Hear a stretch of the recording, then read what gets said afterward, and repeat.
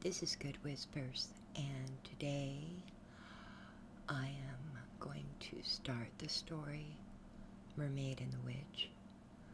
This story was inspired by one of our Whispers, Beachcomber 69, who for some reason isn't there anymore, but you know who you are. So let's get going with our story. John was sick of the urban world of fast-paced corporate success.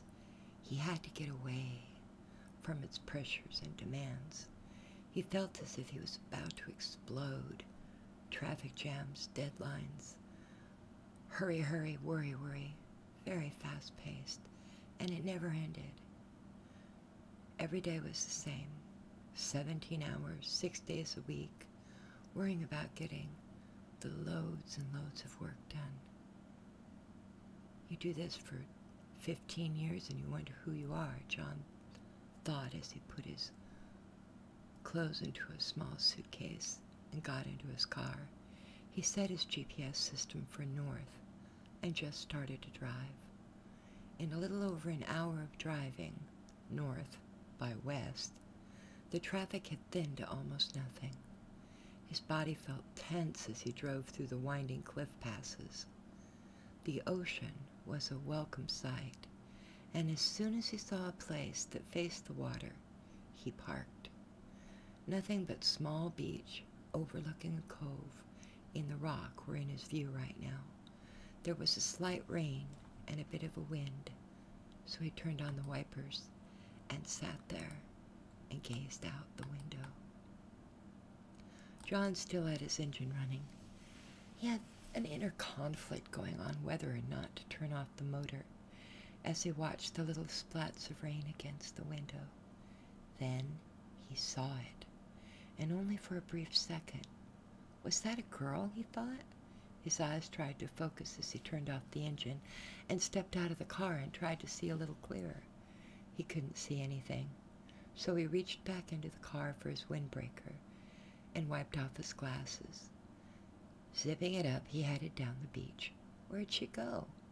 It was one of those moments for John where he was 100% sure he had seen a woman, while at the same time 100% sure he might not have. The rain let up and the sun broke through. By the time John reached these beautiful tide pools that were encased by rock, and he was surrounded by rocks and cliffs, the smell of the ocean invigorated him. If she was there, surely he would have seen her by now. Nothing.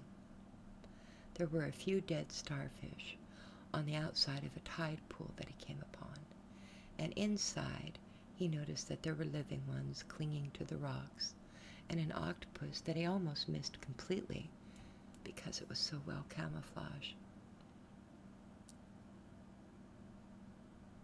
by the green plants. And then John noticed a bottle.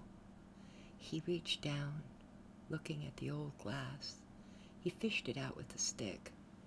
He opened the bottle and took out a note. He laughed when he actually read the message in a bottle. The note read, "Yes, you have seen her. Follow the path."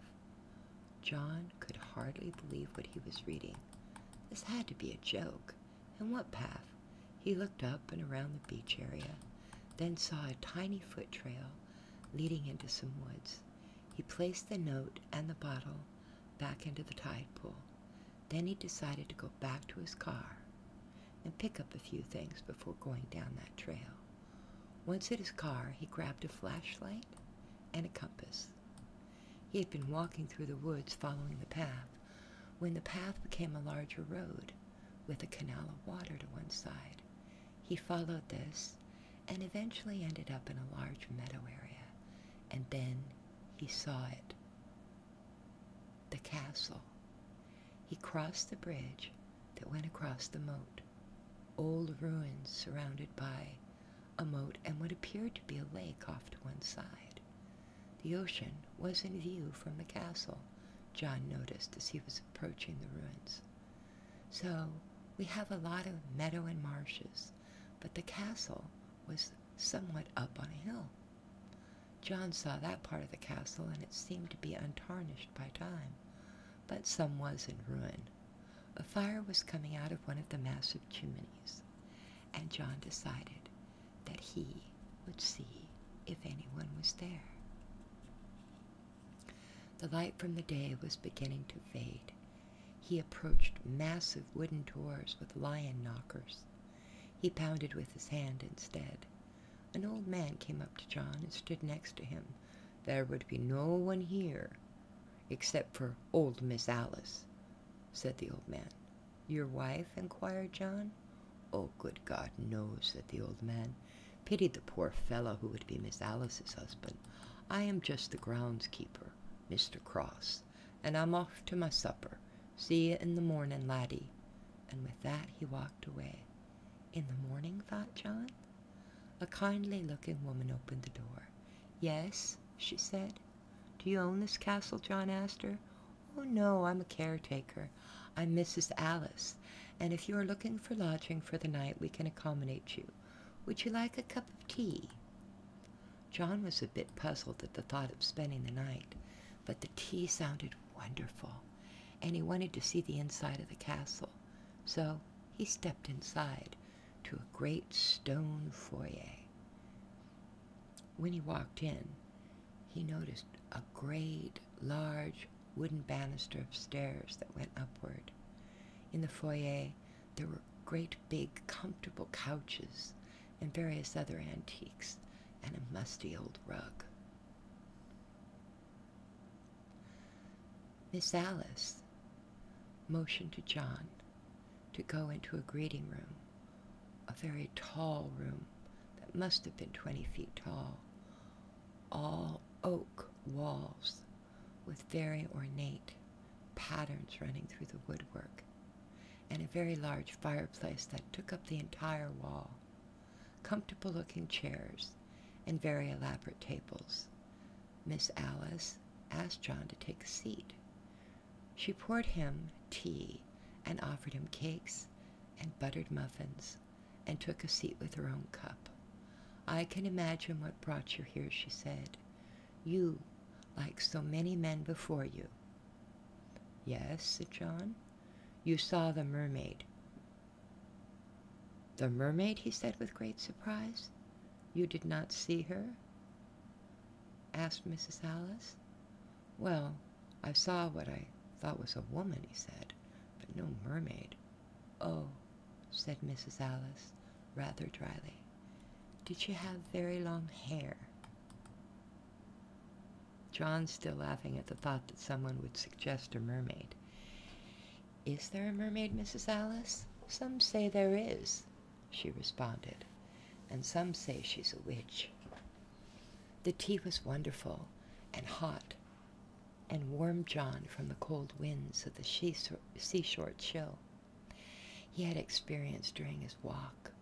Something about the ocean and a wind off the ocean can chill you to the bone, but the tea was very comforting. "Well, I was a bit curious about her, Miss Alice, when I began my walk, but now I'm much more interested in this castle. This old drafty thing," she said. "I assure you it is antiquated and cold. I would trade it in a moment for modern conveniences and warmth in every room. Why, we don't even have telephones here. The electrical, it barely runs. But we do have a lot of wood, an adequate amount of food, and we do get lodgers from time to time. Mr. John, my name is John. John. Well, I've been here ever since I was a little girl, John, and it is home. We welcome the occasional traveler, asking only a nominal fee for our hospitality. £20 a night, food and lodging."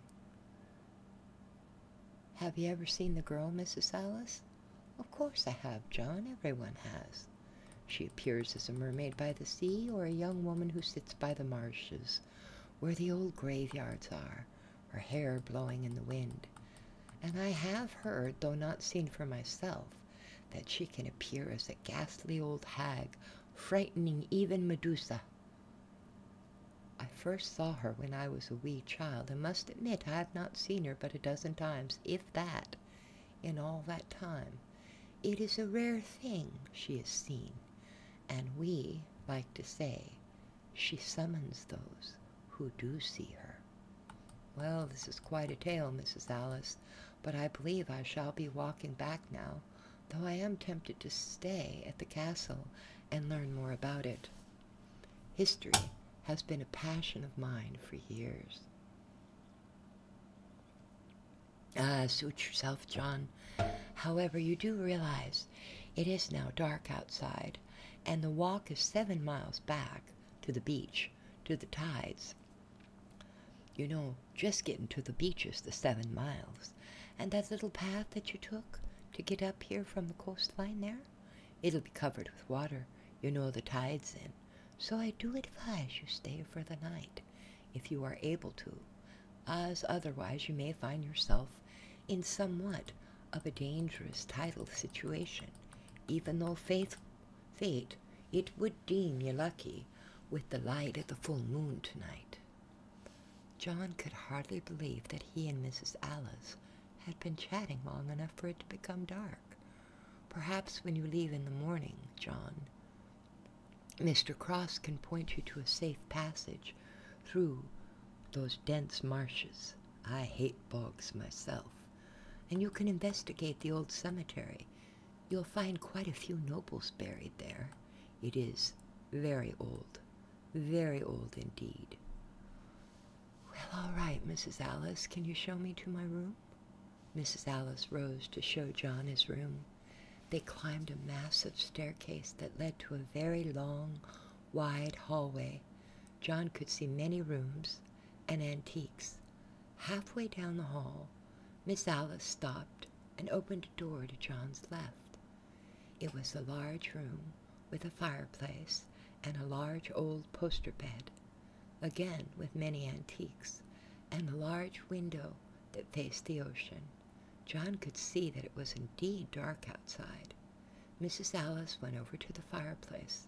Down on the floor she turned a key and put a match to the fireplace, and a large flame flickered and ignited the logs already placed there.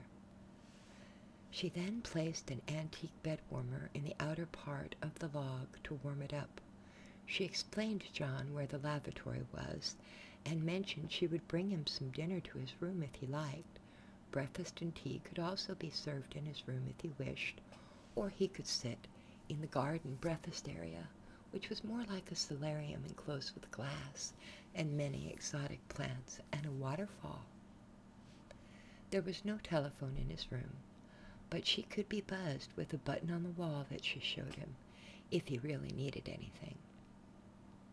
"Thanks," said John. "I could use a bit of dinner." Miss Alice smiled and closed the door as she went to fix him something, promising to return shortly.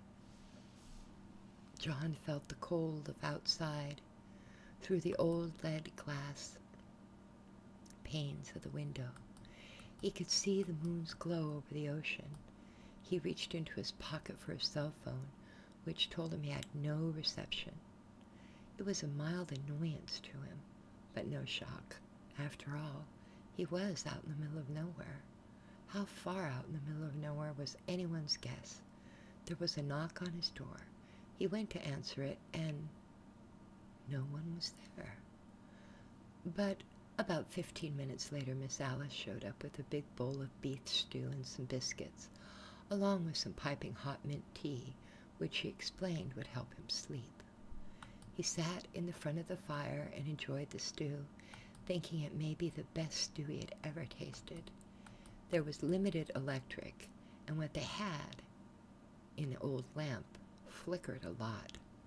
So John lit the bedside candle and took off down the hall to explore. Coats of arms, old paintings, ironclad knight suits, swords, and thick old musky carpets all lined the hallway. Also, every door John tried was locked. He counted them, and there were 25 rooms on his floor. At the very end of the hallway, past the steps that John and Mrs. Alice had initially come up, was a big lead glass window. He stared at the full moon over the marshes, and it was nothing but a truly beautiful sight, like flickering white fairies dancing about, quite enchanting. John heard a whisper. He turned to look. Nothing, and no one. He glanced out the window again. He could see a big bonfire in the distant marshes. He heard his name whispered, this time a little louder. John, John. This is Good Whispers. Please stay tuned next week and visit my channel for another episode of The Mermaid or the Witch.